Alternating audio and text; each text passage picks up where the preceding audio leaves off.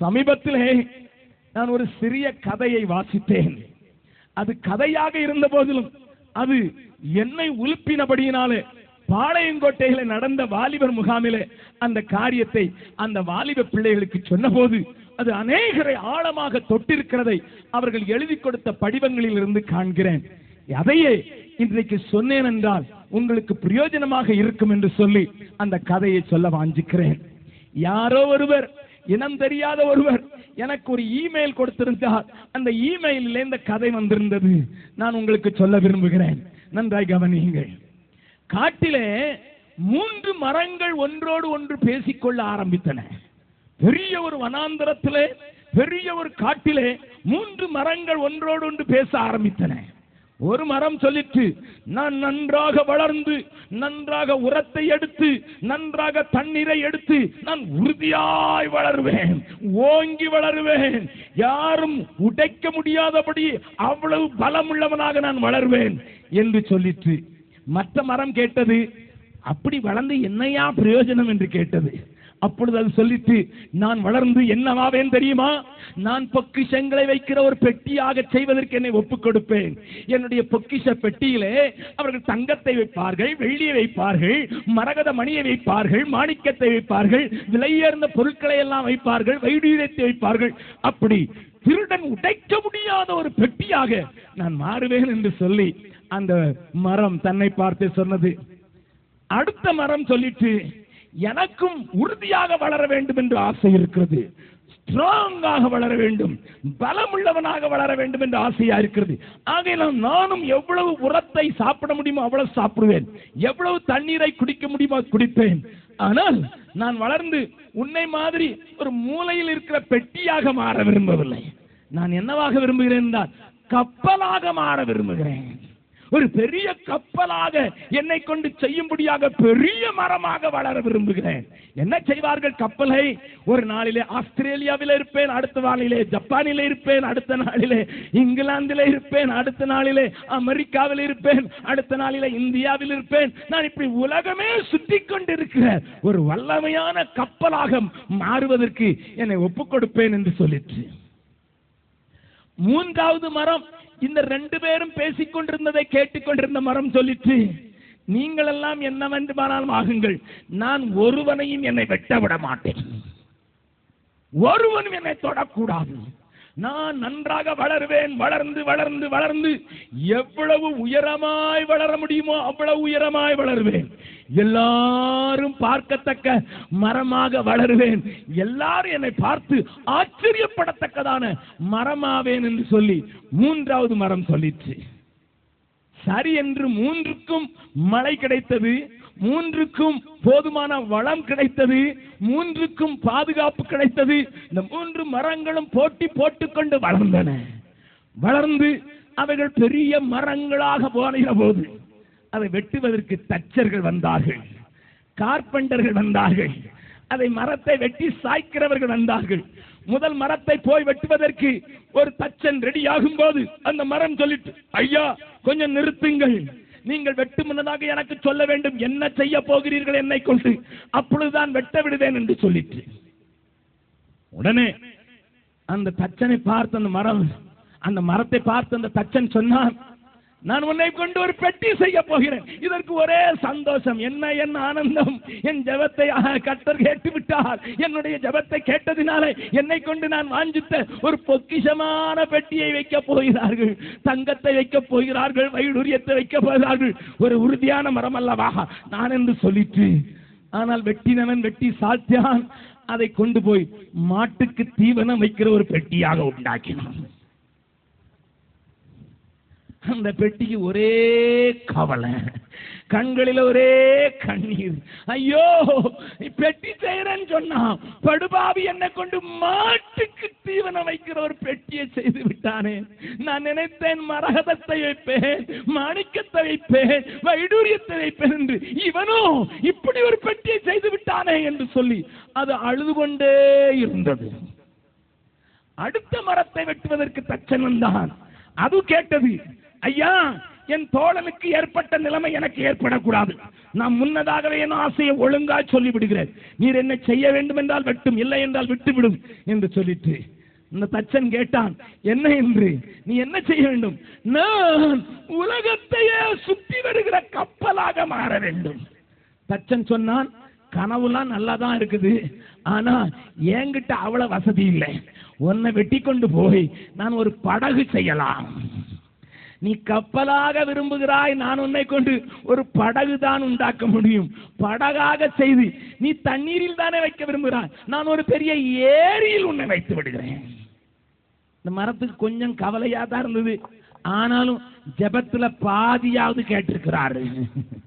நான் கப்பலாக வேண்டும் என்று விரும்பினேன், அவர் என்னை படகாவாயிலும் செய்கிறாரே என்று சொல்லி அந்த மரம் சரி ஐயா உங்கள் இஷ்டம் என்று சொல்லி அதை விட்டு கொடுத்துவது படகாக செய்து ஒரு பெரிய ஏரியிலே கொண்டு அதை வைத்தான். கவனியுங்கள், மூன்றாவது மரத்தை வெட்டுவதற்கு தச்சன் வந்தபோது அந்த மரம் சொல்லிட்டு, நான் ஒரு தீர்மானம் எடுத்திருக்கிறேன், என்னை யாரும் தொடக்கூடாது, என்னை யாரும் வெட்டக்கூடாது, எல்லாரும் பார்க்கும்படியாக உயரமாக இருக்க வேண்டும். வந்த தச்சன் கொஞ்சம் கடினமான நெஞ்சுள்ளவன். அவன் சொன்ன, நீ பாட்டுக்கு பேசிக்கிட்டு நான் பாட்டுக்கு வெட்டுறேன். வெட்டி சாய்த்தே விட்டான். சாய்த்து விட்டவன் துண்டமாக்கினான். துண்டங்கள் ஆக்கி அதை ஒரு இருட்டு அறையிலே கொண்டு வைத்து விட்டான். இந்த மரமும் அழுது கொண்டிருந்தது. நான் நினைச்சேன் எல்லாரும் பார்க்கிற மாதிரி இருக்கணும்னு, இவன் ஒருத்தரும் பார்க்க கூடாத இருட்டுக்குள்ள கொண்டு வச்சுட்டானே.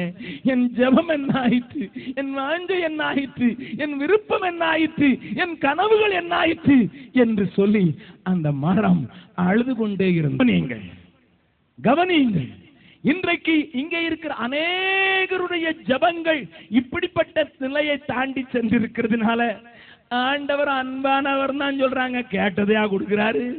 நான் கேட்டது ஒண்ணு, இவர் செய்யறது ஒண்ணு. நான் நினைச்சது ஒண்ணு, நான் கண்ட சொப்பனம் ஒண்ணு, இவர் செய்யறது ஒண்ணு. நான் கேட்டதுல பாதியாவது கொடுத்தாரா என்று சொல்லித்தானே ஆண்டவரின் அன்பையே சந்தேகிக்கப்பட்டு விட்டீர்கள். கவனியுங்கள், கதை முடியவில்லை. இப்பொழுதுதான் பாதி கதையில வந்திருக்கிறது. இப்பொழுதுதான் கிளைமேக்ஸுக்கு போக போகிறோம். ஒரு நாள் வந்தபோது அந்த மாட்டு தொழுவிலே மரியாளும் யோசேப்பும் கடந்து வந்தார்கள். அல்லேலூயா. அந்த மரியாளும் யோசேப்பும் கடந்து வந்த போது அந்த மாட்டு தொழுவத்தில் இருந்த மாட்டு பெட்டி அதை பார்க்கிறது, என்ன நடக்க போகிறது என்று. திடீரென்று தேவகுமாரன் மண்ணிலே உதித்தார். அவரை எடுத்து கந்தையிலே சுற்றி அந்த முன்னணியிலே வைத்த போது அந்த பெரிய பொக்கிஷமாக வேண்டும் என்று கனவு கண்டிருந்த அந்த மாட்டு பெட்டி இப்பொழுது துள்ள ஆரம்பித்து, உண்மையாகவே என்ன என் ஆனந்தம், என் ஆண்டவர் என் ஜெபத்தை இப்பொழுதுதான் கேட்டிருக்கிறார். நான் அப்பொழுதே கேட்டார் என்று நினைத்தேன். நான் நினைத்தேன் வைரத்தை வைப்பார்கள், நான் நினைத்தேன் பொன்னை வைப்பார்கள், நான் நினைத்தேன் மாணிக்கத்தை வைப்பார்கள் என்றால் மாணிக்கங்களுக்கெல்லாம் மகராசனையே கொண்டு வந்து வைத்து விட்டார்களே.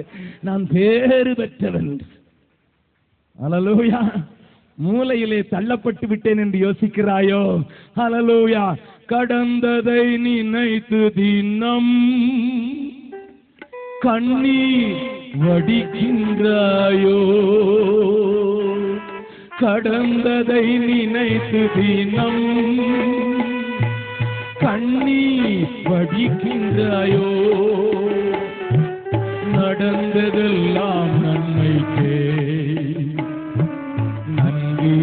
நன்றி சொல்லு. நடந்ததெல்லாம் நன்மைக்கே நன்றி சொல்லு. ஆனந்தம் பேரானந்தம் என் அருளாத சமூகத்திலே. ஆனந்தம் பேரானந்தம் என் அருளாத சமூகத்திலே. போராடும் என் நெஞ்சமே புகலிடம் மறந்தாயோ? பாராடும் இயேசு உண்டு பகராதே மனமே. போராடும் என் நெஞ்சமே புகலிடம் மறந்தாயோ?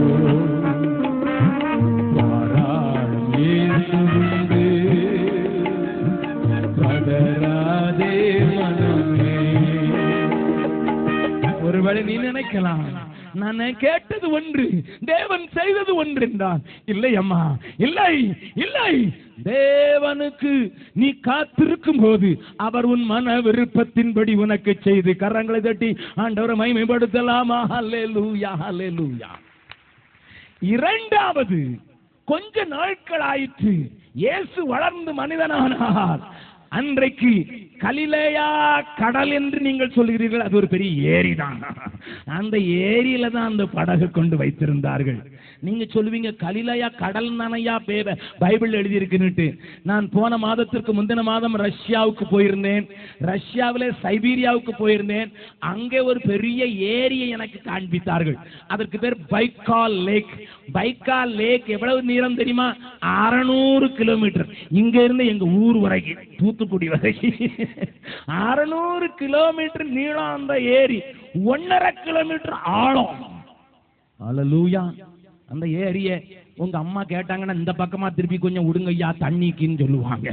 அல்லேலூயா, அல்லேலூயா. அவ்வளோ பெரிய ஏரி, சுத்தமான தண்ணி இருக்கிற அந்த ஏரி, அதையே ஏரின்னு தான் சொல்றாங்க. 7 கிலோமீட்டர் நீளம் உள்ள கலிலேயா கடல்னு நீங்களும் நம்மளும் சொல்லிக்கிட வேண்டியதான். அது கடல் இல்ல, அது ஏரி தான். அந்த ஏரியின் ஓரத்துல இயேசு வந்து நின்றார். அந்த படகு பேதுருவுக்கு இப்பொழுது சொந்தமானது. அவர் சொன்னார், இதை கொஞ்சம் தள்ளி கொண்டு போய் நிறுத்துங்கள் என்று. அதையே பிரசங்க பீடமாக்கின போது அந்த படகும் துள்ள ஆரம்பித்து விட்டது. சந்தோஷம் பொங்குதே, சந்தோஷம் பொங்குதே. நான் நினைச்சேன், நான் ஊரெல்லாம் சுத்துவேன், உலகமெல்லாம் போவேன், அமெரிக்காவில் இருப்பேன், ஆஸ்திரேலியாவில் இருப்பேன், ஜப்பான்ல இருப்பேன். ஆனா என் மேல பிரசங்கிக்கப்பட்ட செய்தி இன்றைக்கு உலகம் முழுவதும் போகும் என்று நான் அறியாமல் இருந்து விட்டு இதற்கு என்னை ஆயத்தப்படுத்தின ஆண்டவருக்கு ஸ்தோத்திரம் என்று சொல்லிட்டு. ஹல்லேலூயா. நீங்க நினைச்சுக்கிட்டு இருப்பீங்க, நாங்க அங்க இருப்பேன் இங்க இருப்பேன். ஹல்லேலூயா. கர்த்தர் உன்னை ஏரியில உட்கார வச்சிருந்தா பரவாயில்ல. ஹல்லேலூயா. அவரோடு இணைந்து விடு, அது போதும். ஹல்லேலூயா. கொஞ்ச நாட்கள் கழிந்தது. திடீரென்று 2 தச்சர்கள் அந்த இருட்டறையிலே வந்தார்கள். அங்கே ஓரத்தில் இருந்த கட்டையை எடுத்து அதை சிலுவை ஆக்கினார்கள். சிலுவை ஆக்கி அதை தேவகுமாரனாகிய இயேசுவின் மேல் சுமத்தும் போதுதான் அந்த கட்டை நினைத்தது, ஐயோ என்ன பேறு பெற்று விட்டேன், என்னை அவர் சுமக்க வேண்டுமோ, நான் அவரை சுமக்கட்டும் என்று சொல்லி அவரை சுமக்கும் கருவியாக அவரோடு கூட இணைக்கப்பட்ட சிலுவையாகி அந்த சிலுவையில இயேசுவை தூக்கி நிறுத்தின போது, அன்றைக்கு மாத்திரமல்ல இன்றைக்கும் அந்த சிலுவையை பார்க்கிறவர்களாக ஜனங்கள் மாறிவிட்டார்கள். அதனுடைய சொப்பனத்தின் தேவன் நிறைவேற்றி விட்டார். கரங்களை தட்டி ஆண்டவரை மகிமைப்படுத்தலாமா? ஹல்லேலூயா, ஹல்லேலூயா.